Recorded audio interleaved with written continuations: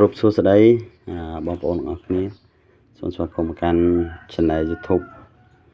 ក៏ដូចជា Facebook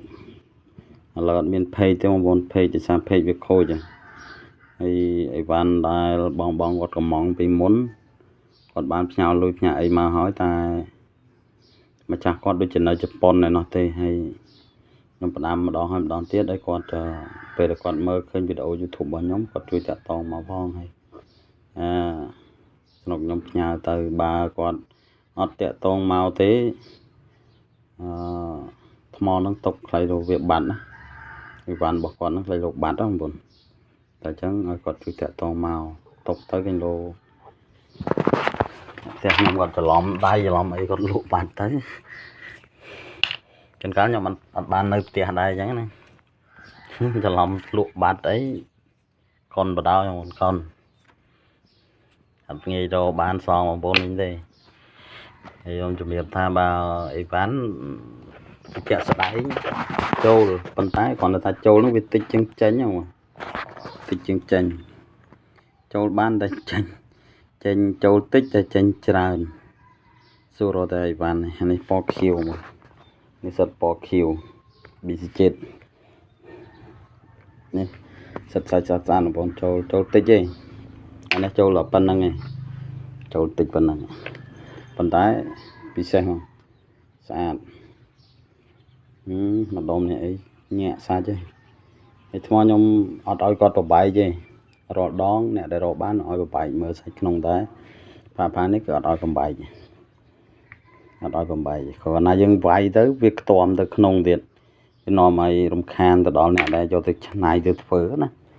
នេះចិត្តរើសមកអញ្ចឹងយើងមើលទៅផាល្អអត់ទេ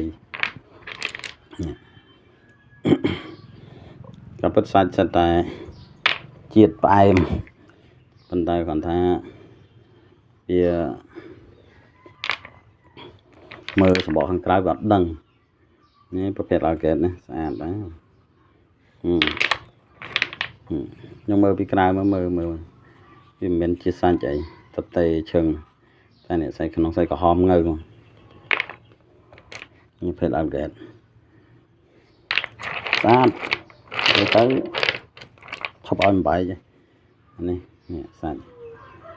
ពណ៌ច្រើនពណ៌ប៉ុណ្ណឹងមិនពណ៌នេះឆ្នោតអាល់កេតនេះភេទ fossil ឈើនេះប្រភេទបងប្អូនយកទៅស្រូបពាក់ឆៅអញ្ចឹងក៏បានឆ្នៃក៏បានពួកនេះយកទៅឈូសឬយកមកស្រោបនៅប្រឡាក់ដីហ្នឹងបងនេះចេះអីបើបំបែកទៅវានាំឲ្យខ្ទាំនៅថ្មសាច់វាស្អាតដល់បំបែកទៅវានាំខ្ទាំក្នុងយើងអត់បំបែកទេទុកវាទាំងមូលទៅយើងដឹងហើយកាលណាតែបំបែកទៅវាទៅខ្ទាំដល់ក្នុងនេះឧទាហរណ៍ថាសាច់វាអញ្ចឹងយើងមើលខាងក្រៅអត់ដឹងទេបើវានៅមូលអញ្ចឹងណាតែបើវាមើលទៅអញ្ចឹងតែវាបែកអញ្ចឹងយើងដឹងនេះមិនដឹងថាសាច់ខាងក្នុងពណ៌អីសាច់កមួនកញ្ចក់មានមកកញ្ឆែងទៀតដែរកញ្ឆែងនេះចាស់ផ្សេងហើយពណ៌ក៏បានពណ៌សមច្រើន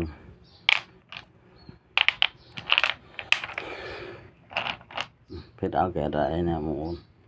ស្អាតណាស់ហើយនៅមានខ្លះទៀតអត់ទេប៉ុន្តែគាត់ថាអត់អស់អាចច្រើនសល់តិចនេះណាបំបែកទៅពណ៌វាចាខៀវពណ៌នេះបែកទៅពណ៌ចាចឹងពីច្រើនអត់ឲ្យបំបែកដូចមុនទេទុកឲ្យខ្ញុំមើលនេះវីដេអូខ្ញុំមានតែប៉ុណ្្នឹងអរគុណច្រើនបងប្អូនបាយបាយ